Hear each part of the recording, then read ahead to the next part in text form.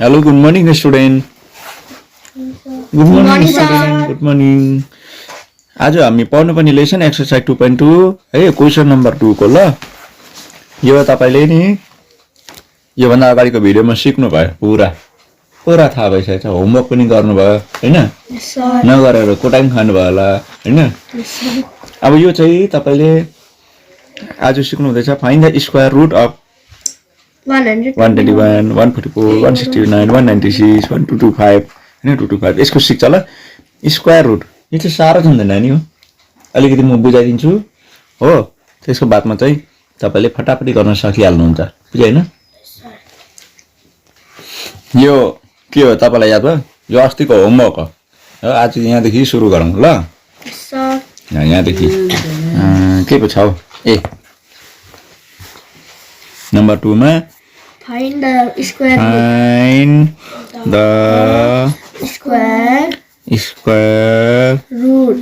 root of छ है साँच्चै Yes, sir. रुट अफ यहाँनिर क्युब चाहिँ सिकाएको छैन रहेछ कि के हो यो क्युब पनि सिकाइदिइहाल्छु ल तर अहिले होइन म अर्को भिडियो लिएर आउँदैछु त्यसमा तपाईँ रेडी बस्नु होला हैन ल अच्छा अब नम्बर हेरौँ पहिला सबभन्दा त्योभन्दा अगाडि म अलिकति बुझाउँछु एक दुईवटा त्यहाँदेखि त्यसको बादमा चाहिँ यो फटाफटी गरौँ ल एउटा नम्बर म लिँदैछु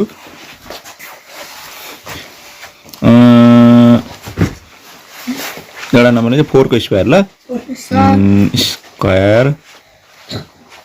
अफ 4 को कुरा स्क्वायर अफ 4 को कुरा गरेको नि अब 4 को स्क्वायर हुन्छ 4 into 4 भर्खर तपाईँले यो माथिको गर्नु भएको नि त हैन त्यस्तै त यो 4 into 4 कति आउँछ 8 हजुर हजुर ताली बजाइदिउँ होला उसको लागि 8 4 पर्छ 16 हो यही नम्बरलाई चाहिँ ल त find the square root of भनेर भन्दाखेरि के चाहिँ हुन्छ त भन्ने कुरा नि त ल हेर्नु है त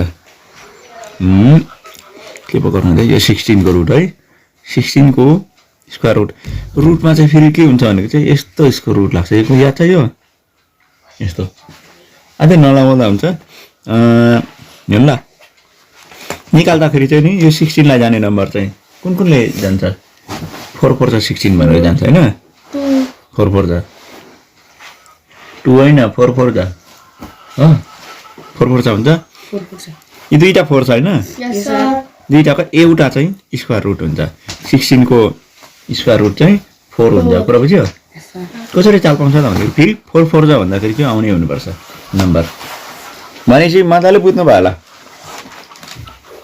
अब विचार गर्नुहोस् 9 को रुट कति हुन्छ होला 3 हजुर 3 हो अब चाहिँ बुझेछ है 9 को रुट 3 बुझ्यो बुझ्यो त्यस्तो हुन्छ 9 को 3 भनेपछि 4 को 2 2 जा 4 हुन्छ 25 को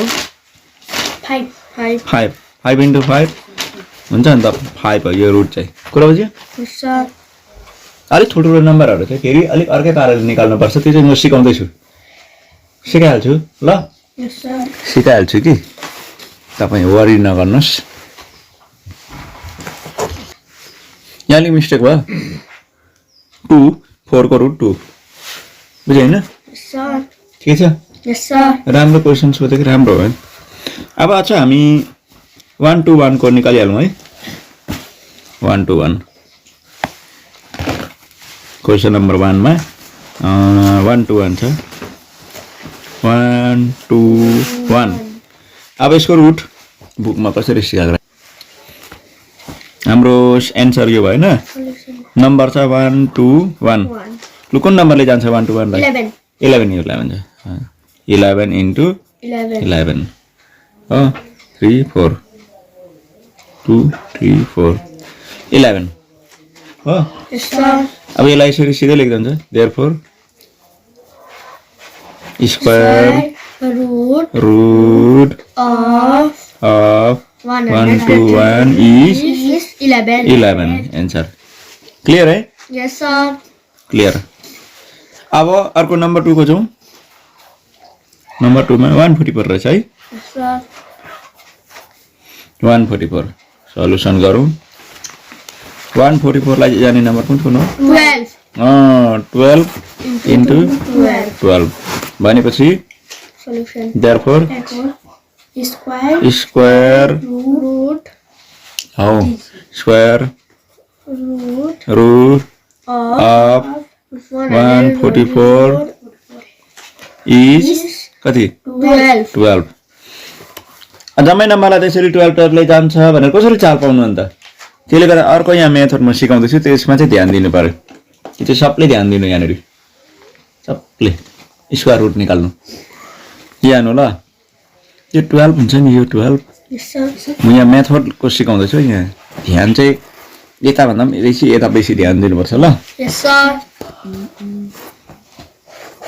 नानीहरूलाई म खुबसुरत मिजाजले म सिकाउँदैछु 12 भने कि 144 को है Yes, sir. यो चाहिँ प्राइम फ्याक्टराइजेसन मेथडले दामी हुन्छ हेर्नु ल कतिले जान्छ प्राइम नम्बर 2 ले जान्छ हैन Yes, sir.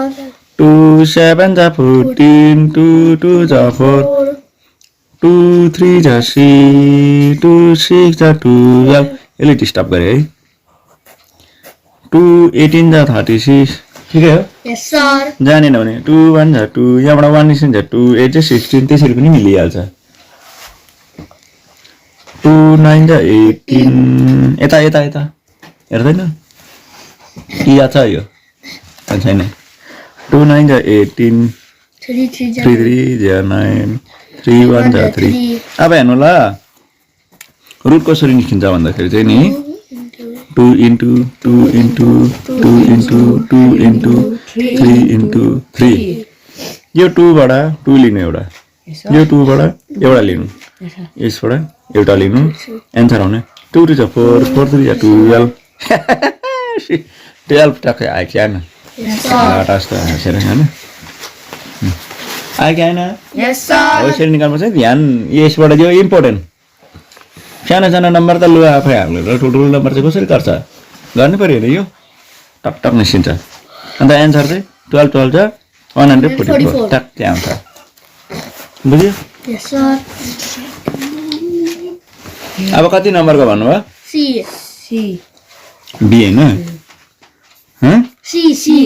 सी हो सी हो त्यसै सी सीमा के छ नम्बर 169. 169 यो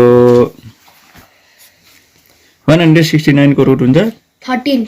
6 9 कस्तो 30 ले जान्छ डाइरेक्ट है Yes, sir. अरु कुनै नम्बर जाँदैन 2 ले जाँदैन फर्स्टमा प्राइम नम्बर 2 ले ट्राई गरे नि Yes, sir. जाँदैन 3 ले जाँदैन 9 6 15 16 3 ले जाँदैन 4 ले जाँदैन 5 ले जाँदैन त्यसलाई अन्ली अप्सन 13 हो कुरा बुझ्यो Yes, sir. Therefore square spelling भन्नु त SQUARE.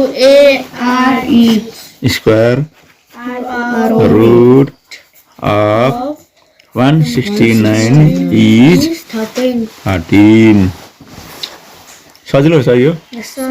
अब कति number Numbers D. Question number D question number D को 196 रहेछ 196 लु 196 लाई जाने नम्बर भन्दा डाइरेक्ट 14 दे याद रहेछ रड्डी बनाइदिने हो ल 196 यहाँ जाने नम्बर चाहिँ कति हो 14 14 into 14